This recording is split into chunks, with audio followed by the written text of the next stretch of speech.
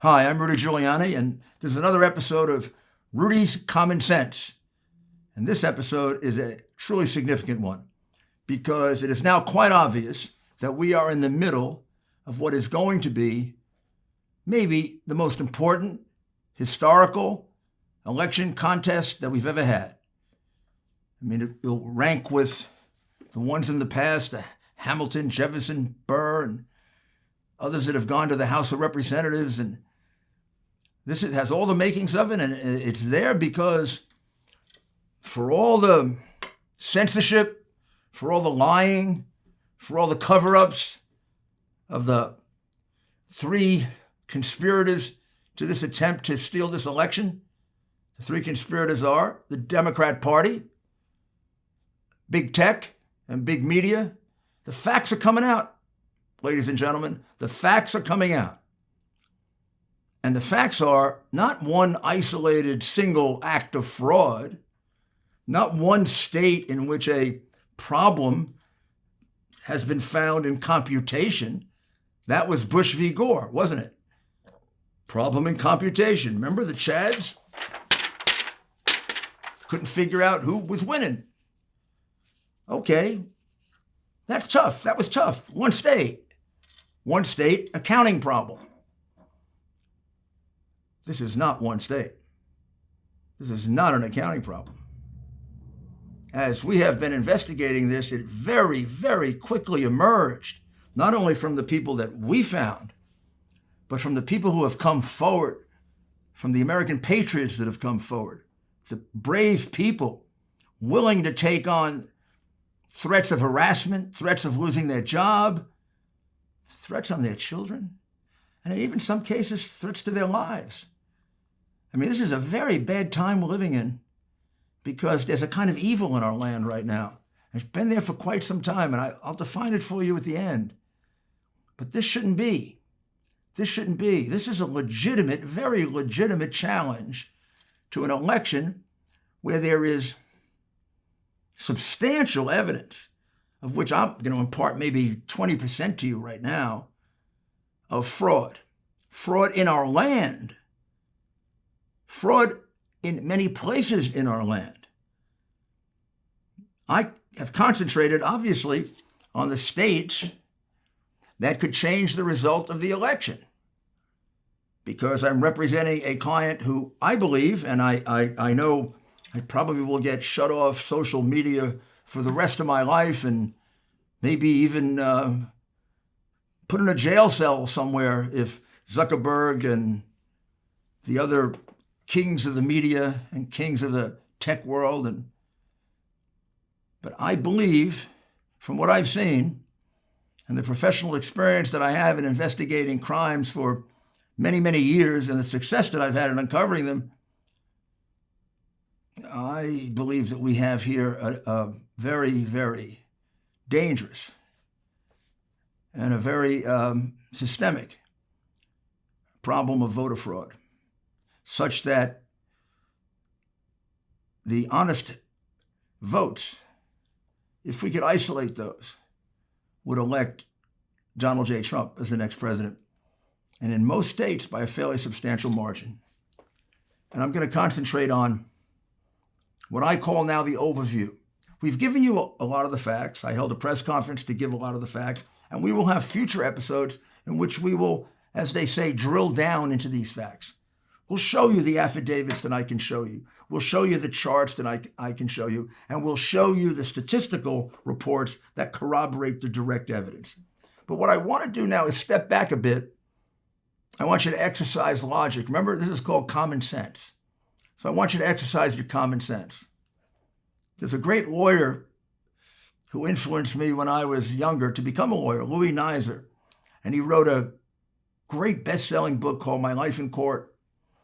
And it gave me a hint on cross-examination that helped me enormously in my days in the courtroom. And I was kind of pretty good at cross-examination. He said, not always, but usually, the most common sense result, the most logical result, is actually what happened. And if somebody is testifying to an illogical result, a result that doesn't really make sense. You're going to be able to illustrate to the jury the flaws in that. You got to be careful because that's true 9 out of 10 times. It isn't always true. But it does give you the sense of the power of circumstantial evidence. Or I'll give you another quote from Stephen Bannon. Stephen Bannon says, "There are no conspiracies, but there also are no coincidences." Which means when you see coincidences, as an investigator, they've got to be investigated darn hard. So let's start with the biggest one of all, okay? Let's start with the fact that somewhere around 11, 12 on November 3rd, 1, 2 on November 4th, Donald J. Trump, the President of the United States, as far as I remember, was leading in every state that was then ultimately taken from him. Okay, let's review that in a second, okay? He was leading in Pennsylvania, and I'm going to give you the rough numbers. You can go back and check. I may be off a little here or there. He was leading in Pennsylvania by about 700,000, 800,000 votes. And there was about 65% of the vote cast, if my recollection serves correctly. That's very, very hard to come back from. In prior years, with a fair and unbiased calling of states, Pennsylvania should have been called for him. States in which Biden had far less of a lead and a lot more to go will call for Biden, like Arizona, which was called for him almost before the polls closed and turned out to be, I think, a state that Trump won. But if you want to look at the numbers now, it's a state that Biden won like that. Then we go to Michigan. He was ahead by 300,000 votes in Michigan. He was ahead by 8 to 10 points in Wisconsin. And there they were also at about 65, 70% of the vote cast. Nevada really hadn't meaningfully reported yet, so we'll take them out of it for now. He was ahead in Georgia and North Carolina by 2.5 points, but they were in the 85 to 90% of the vote cast by that time. I recall being awarded the mayor's race when I ran the second time, and I was ahead by exactly that, 2.5% with 87% of the vote cast. That's a call that usually goes for you. He was ahead in North Carolina by the same margin, and they wouldn't call that. And then he was ahead in Virginia, and I don't remember the exact numbers in Virginia, but they wouldn't call that either for him. In fact, I think they had already called that, even though he was ahead much earlier, for Biden. Now, what are the odds that he fell behind in every one of those states? Not just 5, not just 3 of 5, not just 2 of 5, not just every single one. I don't know. That one strained credulity a bit. That one seemed a little funny, a little strange. They made up 800,000 votes in Pennsylvania. They made up 300,000 votes in Michigan. They made up 9% with, like 80% already in Wisconsin. And in Georgia, up by 2.5 to 3%, entering into like the 90% category of votes cast. And all of a sudden, it takes us 4 more days to count the remaining votes. Somehow he just narrowly loses. Same with Arizona and Virginia. And what were the ballots they were counting that overcame this? The ballots they were counting are the most insecure, most prone to fraud type of voting invented ever. Those are not the words of a mere mortal like me. Those are the words of former President Jimmy Carter and former Secretary of State James Baker in a bipartisan report they did on the dangers of different types of voting. And they listed mail voting as by far the type of voting that could be most prone to fraud. And boy, were they proven to be prophets. And so was Justice Souter, who made very much the same point. Because what happened is the following. What happened is, in every one of the states that I mentioned, and now let's drill down a little deeper, not just the states, they picked a city or cities in each of these states to perpetrate their massive fraud. They didn't do it all over Pennsylvania. They did it in the places in Pennsylvania they own. The Democrat Party owns Philadelphia for 60 years. Sometime take a look at the number of convictions of people in Philadelphia in public office for political corruption.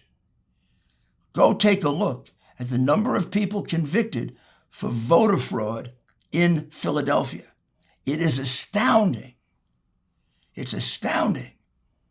And if the state was crooked in the past, the state is now even more crooked. The state has a district attorney who doesn't prosecute criminals, who was put there by George Soros's millions and millions of dollars, and the crime rate is going through the roof. Right through the roof.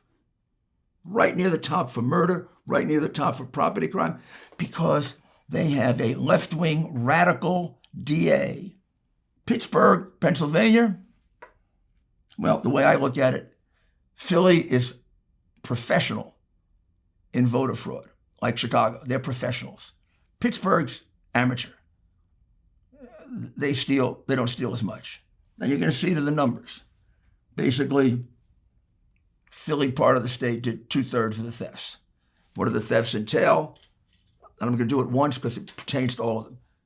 Locking out Republican inspectors so that none of the mail ballots, the ballots that are prone to fraud, the ballots that Carter and Baker warned us against, the ballots that Souter warned us against, not a single Republican got to see any one of those ballots, even though it is a time-honored tradition and the law in every state until several days ago that they have to be inspected. And if they are not inspected, they are thrown out. Even though that's the law in every state, Republicans were pushed aside, knocked aside, put in corrals, hit, harassed, and threatened. And threatened with arrest by sheriffs who sold their soul to the Democrat political machine. Why do they pick Philadelphia? Because they can get away with anything they want to do in Philadelphia. Why do they pick Philadelphia? Because they can go find a hack judge that will say anything, do anything, and make the most ridiculous opinions. Same thing in Pittsburgh, just on a lesser scale. How many votes did they steal in Pennsylvania? Upwards of 680,000 votes. That flips the election right around. And there are many other things they did there. Michigan, they did the same thing in Michigan. Corralled Republican inspectors, pushed them around, pushed them out, made sure they were all gone when the delivery of 100,000 votes came in trucks in the middle of the night, in garbage pails and in trash cans and in buckets. Little did they know, there was an employee of Dominion hanging around and 2 Republicans who remained behind and kind of hid around. So therefore, they have given affidavits, which is direct evidence. We have direct evidence of this, ladies and gentlemen. You don't have to trust me. You go look at the affidavits. Got direct evidence of it. Of this 100,000 votes, all for Biden. The envelopes had nothing on them, thrown away. We also have direct evidence of every single Republican inspector pushed out. And we go to Wisconsin. Got the same thing. Republican pushed out. Ballots are examined. Ballots are examined privately, secretly. I mean, they might as well gone into a back room with cigars and just wrote the ballots while they were there. Maybe they did. How would we know? We were shut out. We go to Nevada. You don't think the same thing happened in Nevada? Exactly the same. Same allegations. Little different wrinkle on the law in Wisconsin and Nevada. Actually, better cases because the law there is stricter on absentee ballots than it is in, let's say, Pennsylvania. Georgia, again, Republicans uniformly shut out of the polling places, not the polling places, the counting places, of which there are only one or two. In Atlanta, Democrat City for many, many years, Democrat City with a history of corruption, mayors going to jail. And finally, Phoenix, Arizona. Same situation. In each one of these, without giving you the parts of the case I've given you part of in the past, and I will in the future, in each one of these cases, there are at least 4 or 5 times more invalid ballots than there are any kind of vote separating them. But I ask you to separate yourself now from the little picture, go to the big picture. How logical is it that overnight he's going to turn every single one of these states? And how logical is it that all of them came to the conclusion that they should do the same thing? Like the guy in Philadelphia, and the guy in Pittsburgh, and the guy in Detroit, and the woman in Wisconsin, and the woman in Las Vegas, and the woman in Atlanta, Georgia, and the woman in... They all decided to put Republicans in corrals? Like they're horses or sheep? I mean, we should go look and see who had the corral contract for the Democrat Party. Like one single idea carried out in 1, 2, 3, 4, 5, 6 states, also done in New Mexico and Virginia. Has to have been a plan of Biden and the Democrat committee. Now, what are the other logical things that tell you this happened?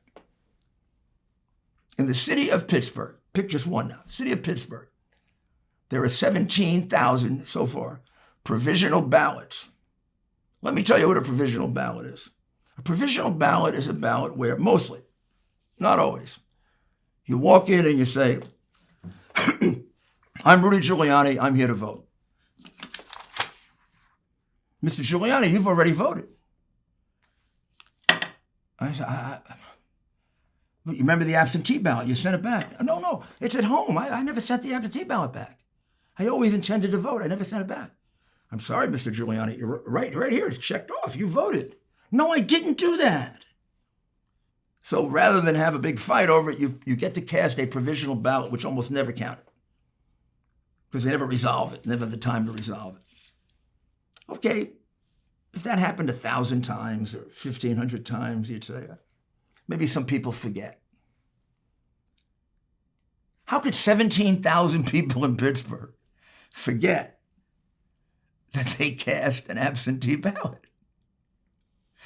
I don't have the numbers yet for the other places. They're higher. It's true in every one of these places. 20,000 in Philadelphia, and 10,000 in another place, and 12,000 in another. I mean, not everybody forgets like Biden, 17,000 people in Pittsburgh went to the polls and were told they had already voted and didn't remember it. Or is the more consistent explanation, as a witness in Detroit swore under oath that when they didn't have a person that was registered, or when the person voted for the second or third time, they just assigned it to anybody they had to very quickly. And therefore, there were a lot of these people whose identities had been used to cover the illegal voters, maybe an illegal alien, maybe a person voting for the third time, maybe a person from out of state. So they voted in place of you. And when you went in, you were told you had voted already. And that 17,000, by the way, is growing. And as we go through these cases, in every single one of them, we're going to have a very, very large number of those ballots, of those provisional ballots. And then let me give you one last one for you to think about and understand as we go through this process, which is laborious and is going to take some time, but it is sure necessary to save our democracy. And that is what we call overvote. This is probably the most telling of all. Now, focus on one city where I have a complete and thorough report. I have much sketchier reports for other cities. By next week, I'll have them all.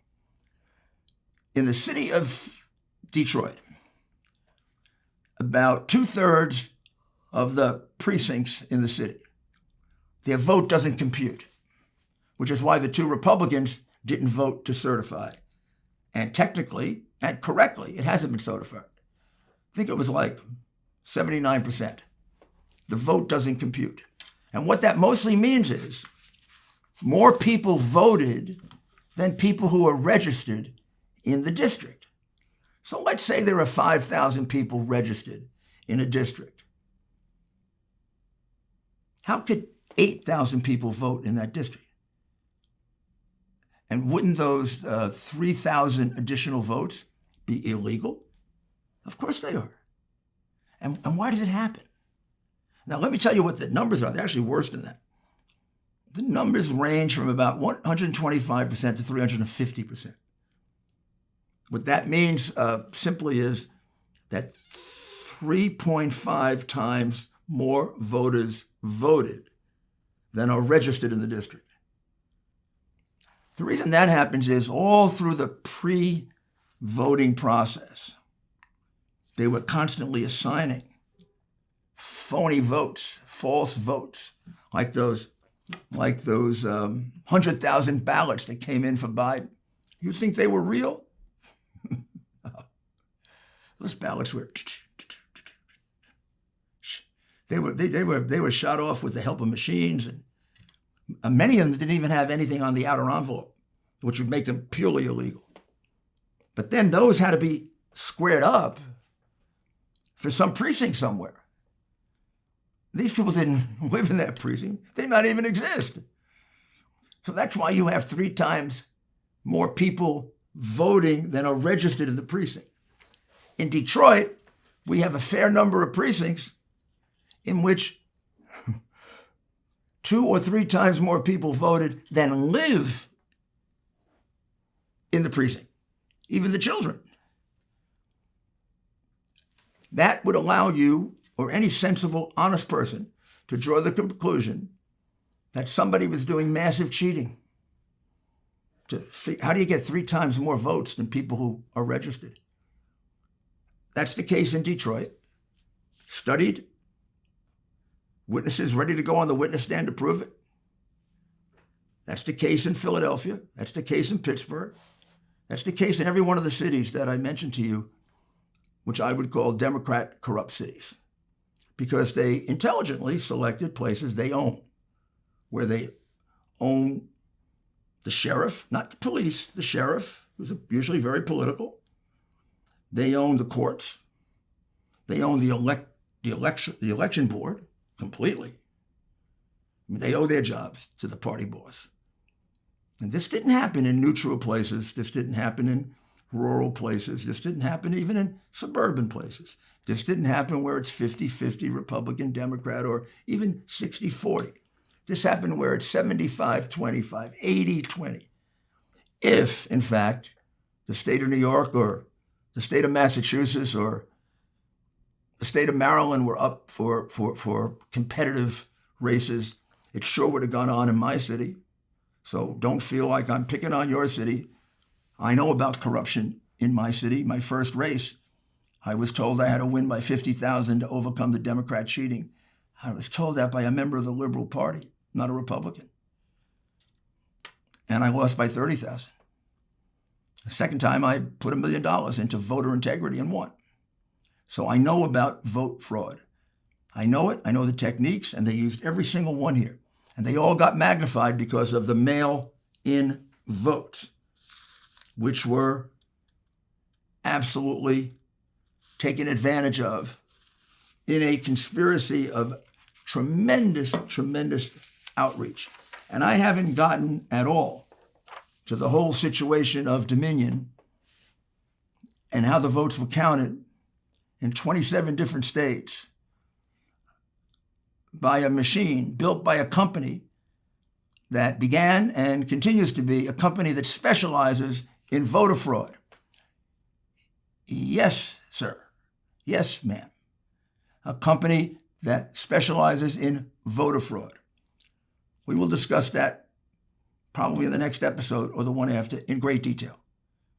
But I'll give you a little bit of a foretaste of it. The company that counted the ballots in Michigan and most of those states is a company called Dominion. It's a Canadian company. Why are we using a Canadian company to count American votes? Why are we sending American votes out of the United States? But they don't go to Canada.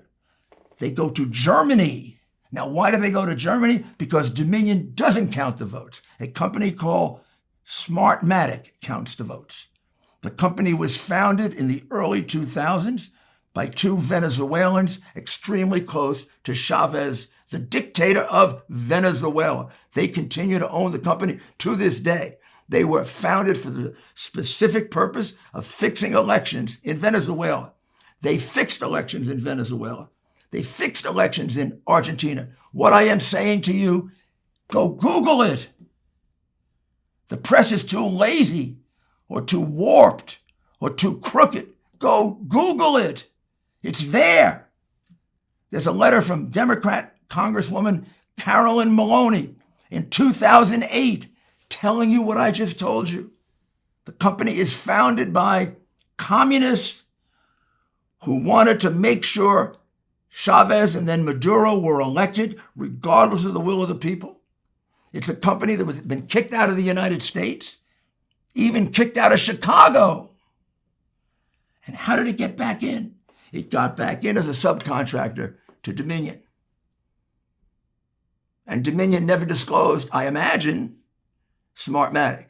Or if they did, these governors, like the governor of Michigan, hired them to count American votes. We have a Venezuelan company with Venezuelan voter fraud technology counting our vote. And as we are studying the irregularities in the vote, it's becoming quite clear. Been talking too much today. It's becoming quite clear that they interfered with the vote. But that's a matter for another day. So let's conclude on this note. If you just analyze this from the point of view of common sense, it makes common sense that this election was stolen. Trump was ahead in every one of these major states by large margins, particularly in light of the vote that lied ahead, the number of votes that lied ahead, particularly in Pennsylvania, Wisconsin, and Michigan. In every one of them, they were able to overcome. They didn't miss one. Every one of them, they were overcome it. Every one. And we're talking about probabilities now. And they had 7,000 or 8,000 or 9,000 people coming in, not knowing they had voted, being told they had voted, and saying they didn't, because those were the patsies that we used to assign the false ballots. I got a case here. I think like a prosecutor, I got a case here. But there's a lot more than a case here. There's our democracy at stake. What is America if we don't have a free and fair right to vote? Not a democracy anymore. These recent Democrats are moving very, very fast towards socialism. And socialism always breeds authoritarianism. You can see it in the dictates that they're giving, almost the way in which they're enjoying telling you can't have Thanksgiving. And there's always the emergence of a dictatorial attitude and spirit in a communist society, in a socialist society. That's a Freudian slip, huh? But we're getting there. We're moving toward communism. And the first thing they do is undermine the right to vote. I'm going to leave you with a thought. A company that participated in the undermining of the vote, Smartmatic, which is a Venezuelan company, built to cheat for Chavez and Maduro. The chairman of the board with a close friend and business partner. His name is Lord Malik Brown. Very, very distinguished name. Lord Malik Brown. And he is a very close business partner. And he is involved as the number 2 person in George Soros's biggest organization. George Soros, the biggest contributor to the Democratic Party, the biggest contributor to Black Lives Matter, and the biggest contributor to Antifa. Too many coincidences here, ladies and gentlemen. Too many. What I'm telling you is exceedingly dangerous to the survival of our democracy. Democrats over the last 4 years have trashed our Constitution so badly, and because the press just covers up what they do, they're destroying our rights. We got to make a stand here. I don't care how much they intimidate us. I don't care how much they threaten us. I don't care if they say we can't get jobs and we're going to lose our reputation. And this is about our country, ladies and gentlemen. It's about the survival of the greatest democracy on earth. What they've done to it is outrageous. These people are criminals, and they are worse than a lot of the criminals I've prosecuted before, and they are a lot worse than the common criminals that we put in jail or we let out of jail. These people are trying to take away from us rights that were given to us by God. We're not going to let them do it. We're going to fight, and we're going to fight again, and we're going to continue to fight because we have ultimate faith that a much higher authority is looking over this country. It's guided it forever, and we have great faith that we're not going to have our sacred right to vote taken away from us, because that's what's at stake here. So stay tuned, because this battle has just begun, and we are going to prevail. Thank you, and God bless you, and God bless America.